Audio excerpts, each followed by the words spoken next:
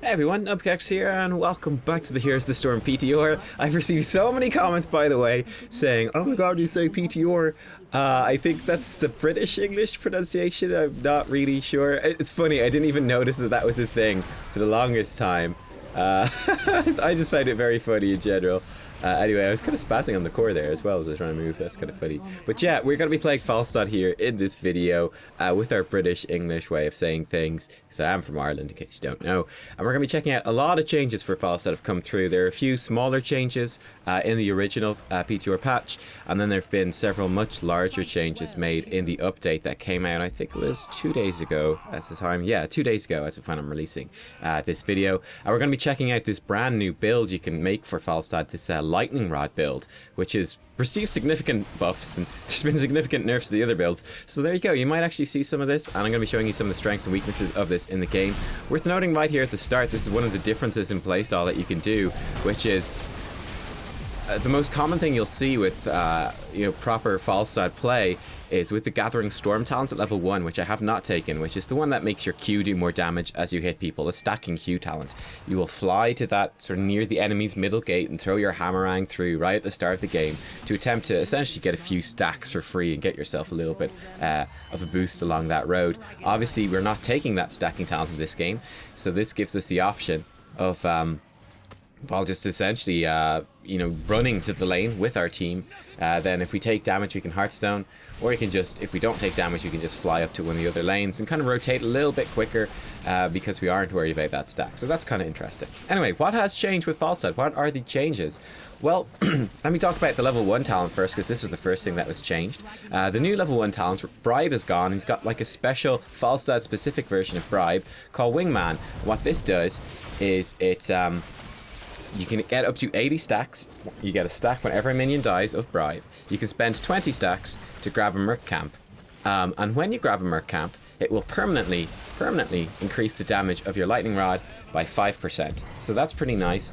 I think in this game, it's about a 20-minute game. I think I get about 10 stacks, so about 50% bonus damage. I think that's fairly reasonable. So I mean, over the course of a game, you'll probably be looking at getting about 50% if you're kind of farming your lanes well and doing what Falstad should do. We're also going to be talking about XP soak and all that sort of fun stuff in this game because it's extremely important using Falstad. And receive some negative feedback on that in other videos. Whereas, if people feel the same way about Falstad, that would be an especially large mistake. So I really will go more in depth into that once we've covered the basics right here. What other changes are there? Well, he now doesn't go as fast. His trait has been nerfed a little bit. It used to be, I think it was 20% bonus movement speed. Now it's only 15%. This is to bring it more in line with the mount nerfs. Now, obviously, as an in-combat or possibly in-combat thing, in case you don't know, your trait falls off when you take damage. But up until that point, you've got bonus movement speed, including if you're fighting someone, so long as they haven't hurt you. What that means is that, it hurts him a little bit more than I suppose it hurts other heroes. But anyway, here we go. We're going to be laning here as well. Those were the initial changes. They also nerfed slightly the level 16 talents twice, in fact. The first time they reduced the movement speed bonus a little bit as well. Once again, bringing it in line, your level 16 Airy Gust talent, which reduces the activation time on your trait and improves the movement speed bonus. They nerfed the movement speed bonus, I think by 5% as well. And then so then they brought out a new patch. They also nerfed that in the new patch. They made it only reduce your Airy Gusts, reduce your movement speed activation time by only 3 seconds. So now if you take that talent, it will activate in 3 seconds as opposed to activating in 2 before, which is pretty nice. You can see me there actually using that Wingman for the first time, checking it out, pretty cool. And yeah, as you'll also see, I'm going fully into this Lightning Rod build. And I'm going to explain that as we go. Other changes that happened, the most significant one perhaps, is that they nerfed the damage of Boomerang by, I think it was, roughly speaking, about 10%. Or sorry, his Hammerang, just the baseline Hammerang, his baseline Q, damage has been reduced by about 10%. They also nerfed Boomerang, which is his level 7 talent, which you can reactivate your Q mid-flight to do an explosion, do more damage. That's also been nerfed, but by a smaller amount. And, yeah, so that's going to have a pretty big impact. It's a pretty substantial nerf to Falstad's Q build. He's received several nerfs to that build over the course of a few patches. So it's a little bit rough, I have to say. It's a little bit rough. Other changes that came through. His level... Let me tab out for a second and just double check this and make sure I've got this all completely correct. Aha, yes. Okay, so Updraft. This level 4 talent has been tweaked a little bit. I didn't take it in this video because we are going to try out that this full W build to see how it works in this game. But Updraft has now been buffed. It used to increase the range of your barrel roll by 40% and the shield by 40%. It now also increases the shield duration by 40%. It was already a really nice talent, and it became even nicer. This is a really great one to pick. Now, obviously, I felt that the W one would synergize more with this particular build, so that's the one we went for here. But either one is good. I mean, it's one of those talent tiers that you kind of mix it up, depending, and all the options are pretty viable. Yes, and then finally, his charged up talent at level 7, which we have indeed picked, and you can already see it at work. That's been buffed as well. What this does is, I believe it makes you have 2 extra strikes of Lightning Rod. I think by default you have 4. This adds an extra 2, bringing it up to 6. And then it used to increase the range of Lightning Rod by 15%, which is, you know, okay. It now increases that range by 25%, however. And as you'll see during this game, the range in our W is actually quite large. That plays a very, very substantial role in enabling us to actually make use of these other W talents. Like, the range is a very, very, very big deal. If you don't have that range, I love this. I don't think that would have hit Vala, but I think we ended up soaking up at least some of the Q anyway from the, hit Tracer. We soaked up on that Q from Balsa. That's kind of funny. But yeah, let's talk about this W build that I've gone for in this game. I'm sure, as you could tell, well, hey, if there's now a W stacking talent at level 1, that's pretty interesting. You got these 3 level 1 talents. One stacks up your W damage, one stacks up your Q damage, and one stacks up your basic attack damage. So really kind of signaling that they want these sort of 3 specific builds for Falstad: basic attack build, a Q build, and then a W build, and that's pretty cool. I mean, the W build was kind of considered too bad for pretty much most of its history. This Johanna is very much trolling, by the way. PTR games, everyone, PTR games. She is duo queued with the Abathur, so they are playing very aggressively throughout this entire game, so I'm sure you've noticed already, and getting a bit frustrated that their tactic isn't working out.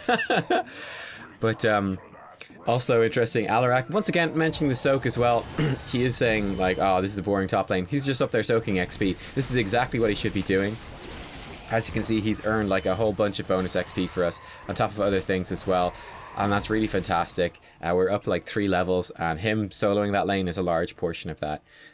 So shout out to him. Now, technically speaking, it probably should be me doing it, not him. Because, you know, I'm Falstad, and that's what Falstad excels at. He excels at soaking side lanes because he's got the global presence. He can just come back whenever he wants. Seeing someone in this bush, by the way. But anyway, here we go. But yeah, so this W build that we've got into. Level 1, we picked up this Wingman talent, and it's pretty cool. You know, it's nice to have Bribe. Do bear in mind that seeing as Falstad has... I actually thought she was in the other bush, so a bit of a mistake for me. We're going to be able to body block her over here, so that's kind of nice. Falstad, seeing as he, seeing as he's got the global presence, you can do some kind of funky things with the Bribe. You know, you can definitely steal some stuff. Unfortunately, this is Dragonshire, so it's kind of like only moderately useful here, I would say. You know, there's obviously plenty of merc camps for us to take. I could maybe have looked into stealing that bottom bruiser camp instead. That would have been pretty cool. Didn't really think of that during the game. That could have been a pretty effective thing to do. But certainly on other maps where, let's say Infernal Shrines, for example, where if there's a top shrine, hey, that bottom part of the map is going to be really ignored for quite a long time. It could be very effective at, you know, picking up a merc camp at that point, because you can pick it up safely, and then you've got your fly to fly up. So it's something you can add into your normal Falstad playstyle, which will be, you know, sort of sitting in the lanes, clearing out the XP and getting extra XP until everyone is there and ready to fight over the objective, and then you fly up and help your teammates out, and hopefully you've earned that sort of advantage for your team by getting some bonus you know, some bonus experience by doing so, and getting some bonus structural damage by doing so as well. Pretty nice. Yeah, then at level 4 we picked up Static Shield. So as you can see, every time our Lightning Rod does some damage, it stacks up a shield on us of 4% of our max HP shield, which is pretty useful. Ends up doing quite a lot of damage and protecting us quite a bit. As I said earlier in the game, you know, it's you can go for pretty much anything at level 4. I thought this one would be pretty good in this game. I believe they have an Alarak, they've got a Johanna. I said there's going to be plenty of targets that I should be able to actually land and keep a fairly steady stack of the shield on it at all times. You know, it should be pretty easy for me to maintain that sort of shield stack.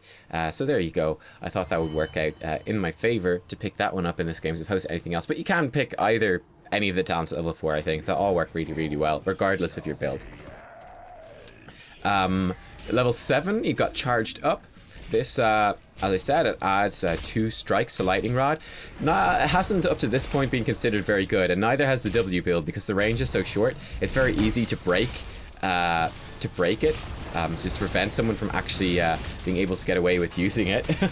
You know, and it has a long cooldown. So if it's, you know, if that does get broken, the tether for the Lightning Rod gets broken, you're missing out on just an absolute ton of damage. But with the extra 25% now bonus to your range, it's actually a bit more reasonable to do it. Certainly against certain team comps, against certain heroes, you're not going to want to use this, but against others you will, and it will work out pretty well. Level 10, I still picked up Mighty Gust. It's still going to be your go-to heroic. Extremely useful, extremely powerful. Level 13, I picked up, I can't remember the name right now, but essentially what it does is it increases the damage of your Lightning Rod on each subsequent strike. Now this obviously synergizes fantastically with Charged Up at level 7, which is adding, well, more strikes, so you get more of a damage charge up, but also synergizing very nicely with that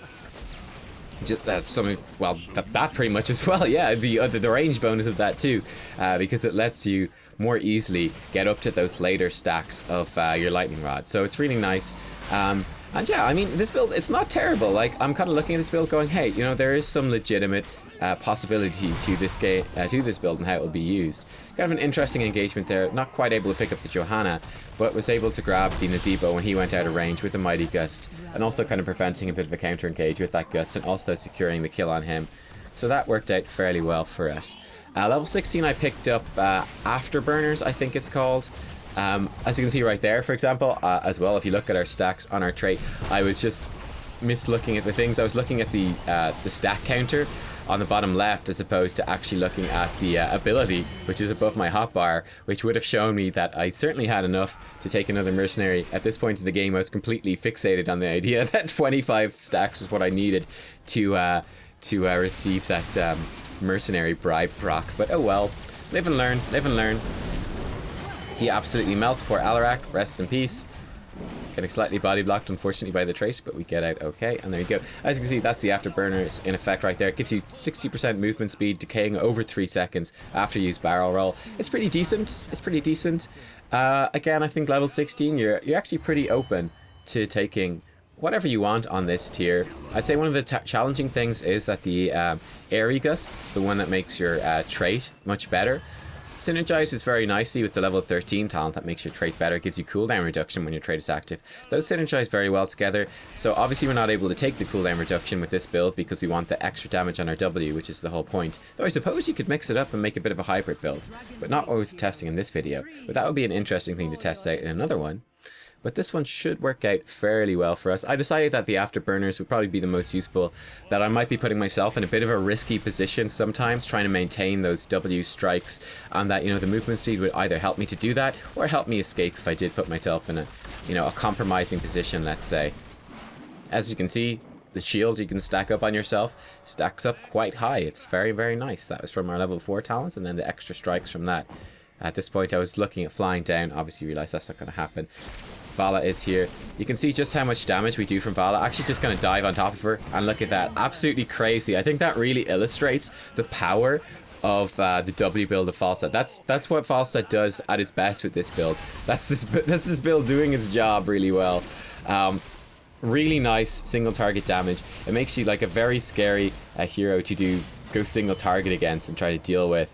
Poor Johanna did not realize how to jump over the wall, and Hammerang, even with the nerfed damage, is still enough to pick up the kill. And there you go. But yeah, I mean, it's the strength of this build is going to be basically, yeah, you're able to single out heroes very effectively. It makes the Falstad gank pretty scary. Heroes that aren't able to break that tether, and again, the tether is very, very long now.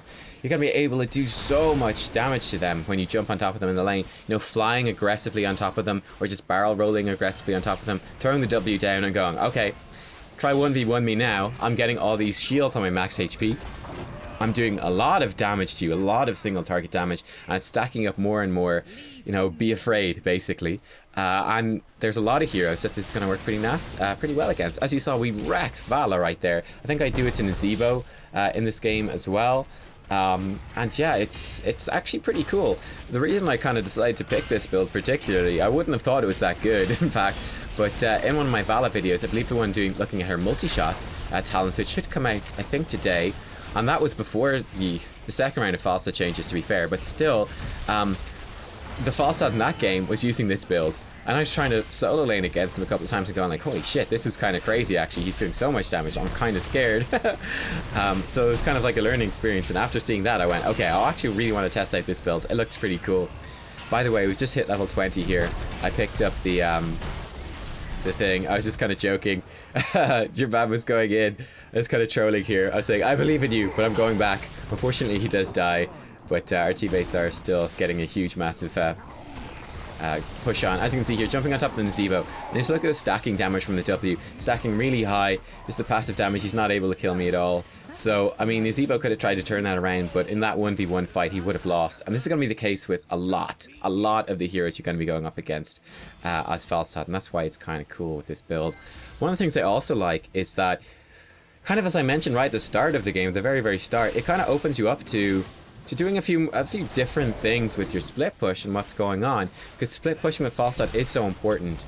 So, I mean, I remember I had one Hero League game, and our Falstad started flaming the team later in the game. We were winning, by the way, like, quite substantially, but he was flaming the team, saying, like, oh, I've not been able to, you know, stack my Q quest for this, like, much this game, because I've been dealing with the side lanes for the whole game. We're kind of going, well, I mean, yeah, it's your job as Falstad. That's what you do. You deal with the side lanes. You see here getting a bit of a gank out in this Alarak. He's going to absolutely melt. Very nice. At this point, by the way, I believe I do die right here. I didn't realize Kelthis is actually getting killed by Johanna below me. But I was kind of going aggressive on Vala, thinking, yeah, this is fine. This is fine. Got Murden here to back me up. And then I was like, wait, where'd my Murden go? I had half HP Murden. Where's he gone? But he was duo Q, or I think triple Q. With Kelthis and I think maybe Tracer. So he had left me to die. He went to save his friend instead, which broke my heart. Probably made sense overall. But yeah, I was not aware of that at the time. And I do die. I think it's the first death of the game. Very depressing. But there you go. But yeah, one of the nice things about this is obviously because you're getting bribe stacks from killing minions and from being there and doing that efficiently, it really does empower the style of play that Falstad is supposed to have. And honestly, like, not having the Q talents does not really impact your wave clear too much. Your wave clear is still fantastic. And then you still have the ability to 1v1 very well against, or even better, in fact, I would say, against any heroes that do try to take you on in that lane. So yeah, I mean, there you go. I think that's a few really important points worth noting about how this works. Our Murden, by the way, as you can see, is a bit of a beast. He's a bit of a beast. This Murden knows no fear, and rightly so, because he's whooping ass. He's absolutely wrecking people, and it's fantastic. Zoom in on the unnecessary Pyroblast kill. I'm going to fly up here and grab this top shrine as well for our team. Very nice. Now they've got Epic Mount. We've got a lot of map mobility. And it becomes very hard to win Dragonshire against a Falstad at this point in the game. And we're going to rotate down here. We see the Johanna. Hello, Johanna. Just going to start throwing some damage down on her. And she absolutely melts, just being way too aggressive. I'm pretty sure she's just trolling in this game, unfortunately. But it's PTR, and I thought we did like see a few kind of cool aspects of this here, of the Falstad build in this game. Unfortunately, that W, as you can see, I had my mouse over the high health dude right there, but it cast it on the one that was about to die, which is kind of annoying. That was actually kind of a silly barrel roll as well, but it doesn't really matter too much. Anyway, our team are pushing in for the win. I'm going to grab this thing, and there you go. We're going to push in here. Should probably win the game at this point. Let's see. Hopefully, I think I show my stacks on my W. Again, it was about 50%. It might have been 45%. But again, looking at that roughly 20-minute game, Unfortunately, Alarak does not get hit by that gust, but that's okay. As you can see, but right there, look at Alarak's health. That was just from my damage. He got absolutely melted down to something like 30% health. And again, bearing in mind now, he does melt me in return. But bearing in mind that he is like a melee assassin, so his health pool is actually relatively large for an assassin. That was pretty epic, I have to say. You do a lot of damage with that W. It's pretty cool. He has the... very interesting, he has the level 4 talent that makes his Q fire off faster, but makes him vulnerable, and that's why he was able to catch me so well in that particular combo. But there you go, kind of a bit of a close end to the game almost, with Tracer just about finishing it off. I believe we did have Murden and Kelthis just about coming through as well at the end, so we would have got it either way. But a bit of an epic end, bit of a slow zoom in. And here we go, Falstad. Kelthis actually gets MVP. This will be interesting when we see the stat screen. We'll see what you guys think about that. An interesting look at the algorithm and how it works. Who was left out in our team? I forget now. Someone, Tracer. Poor Tracer didn't make the MVP screen. And hilariously, the Johanna who was feeding all game did. So, yeah, I think this match, this is another reason I want to share this. Hey, I got a vote at the last second. Thank you, someone. Yeah, a little bit suspicious about this algorithm for the commendations. Johanna getting a commendation. It's like, yeah, she soaked that much damage for her team because she was feeding all game, like 11 deaths. Hello. Oh. But anyway, there you go. As you can see, if you look at it, we did by far, well, only a little bit by far, top siege damage. Now, Tracer obviously got a lot of that by getting the final Dragon Knight. That was a huge part of that. Here's the build, by the way. Wingman into Static Shield, charged up. Mighty Gust, we'll go back to the stats in a second. Thunder Strikes, that's what it's called, 20% more damage per attack. Afterburner, I was right in that one. And Epic Mount, that is the talent build. I think it's pretty good, and I actually would recommend trying this out. Not sure if it will be good, but it's cool that there's now this like very sort of synergistic and focused W build that kind of goes through all of Falstad. I quite like it actually. It's different, it's fun, and yeah, I just like that he's had all of these W talents for a good while now, and they've just been considered pretty useless, honestly. It's been like Q build or occasionally the basic attack build, and all those W talents are just kind of sitting by the wayside, feeling very lonely and left out. And the addition of this Wingman one, which again, like I said, you're looking at 40 to 50% bonus damage if you do stack it well over the course of a game. You know, 40% more damage, that's a lot more damage to have. 50% more damage, that's a lot more damage to have on the ability that you've sunk all of these talent points into. That's getting 50% more value pretty much on a lot of those talents. So it really does help it out, this build, and do a lot. And I mean, the hero damage we got somewhat speaks for itself, I think. But yeah, I mean, looking at the MVP stuff, I think it was very funny. First of all, as I said, the Johanna, hilariously, team feeder over there, but it's like, wow, look how much damage she's so diving your team over and over again. She deserves a commendation. That was fantastic. Yeah, I mean, if you look at her stats, it's like her siege damage is horrific for Johanna.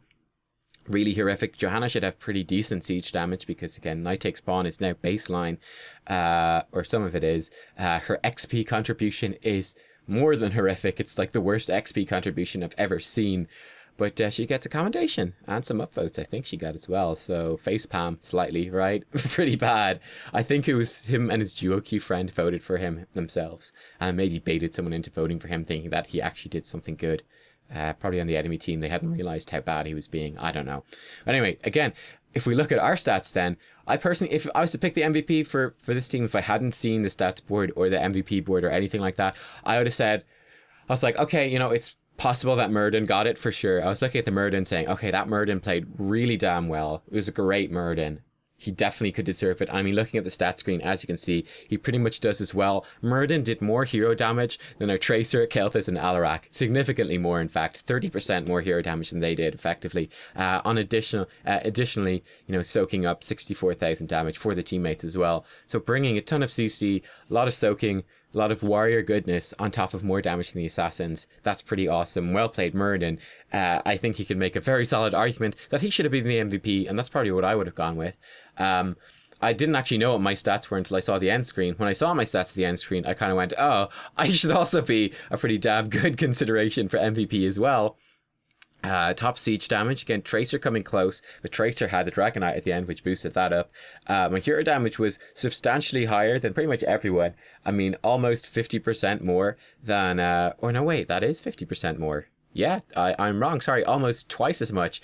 Actually, yeah, about 50%. 50% more than all of our assassins and 50% more damage, which is kind of crazy. Like, comparing it to the Kelthus, right? I was looking at it being like, yeah, he had one less death. And he had, you know, more kill participation. He was involved in 28 kills. I believe that is more than anything what knocked him over the edge.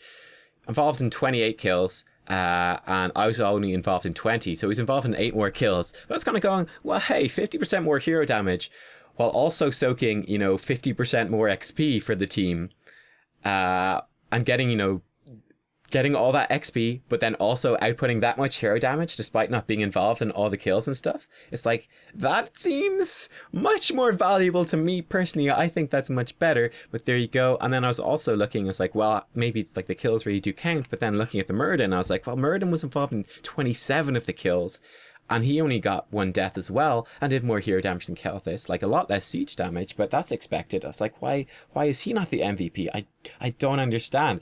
I mean, the kill count for Kelthus as well, it's like purely because he took, well, not purely because, but one of the big impacts on that was that he obviously took Pyroblast, which would help him land those killing blows, which really doesn't matter. In fact, it's overkill. In fact, it's worse than taking Phoenix and doing more hero damage and getting the kills anyway instead of doing the flashy blows. But I thought that was an interesting look into the MVP system. I was kind of stroking my beard at the end of that going, not too sure about this one. That was a little bit dodgy, the way they assigned that. That was a little bit dodgy. But I mean, hopefully that, I think it was a pretty damn good game on Falstad, doing, for the most part, all the right things, soaking well, fighting well too. And yeah, it's so important that this is what you do on Falstad. So I hope we don't get comments in this video being like, why are you soaking XP? You suck, Nubkeks, you suck. Indeed, I actually should have been soaking far more than I actually was in this game, because I should have been soaking the top lane, I guess, solo laning instead of Alarak, because obviously Alarak, with his trait, which gives him bonus damage to heroes, is a terrible choice for a solo laner, whereas Falstad is a fantastic one, because Falstad has fantastic wave clear. He's pretty safe with his barrel roll. And then he's got flight, so he can, you know, if he needs to, he can just Hearthstone home and fly back to the lane if he ever runs low on health or mana. And then also, very importantly, not as important on Dragonshire, the flight is super useful, but for different reasons, for more rotational reasons. But on a lot of other maps, you will be looking at kind of like pushing the lane and not moving directly to the objectives or anything like that, but instead soaking XP for your team, getting your team that XP advantage, and then flying in when they are about to fight. Just timing it well, essentially. And that's the key to playing Falstad. And there you go, guys. Anyway, even if you play Falstad really well, you're still not going to get MVP, so you can cry yourselves to sleep over that, I guess, if you are a Falstad main, and if the nerfs to his Q build haven't upset you enough, and his trait and everything like that. Anyway, guys, give it a like if you liked it. It's an interesting build, and it's cool to see a completely new build emerge for Falstad. I'm not sure exactly where he's going to be after this one. I suspect that his basic attack build might be the go-to one, but I'm honestly not super sure. But I know in pro play that the basic attack build has been seeing quite a bit of play, and then with these additional nerfs to the Q build and so on and so forth, I would not be surprised if it was. But I think there's something to be said for this W build. At least it's viable now, where it was kind of just awful before. So there's that. Anyway, there you go. A lot of thoughts in this one. But I will see you all next time for more Heroes of the Storm. Bye bye.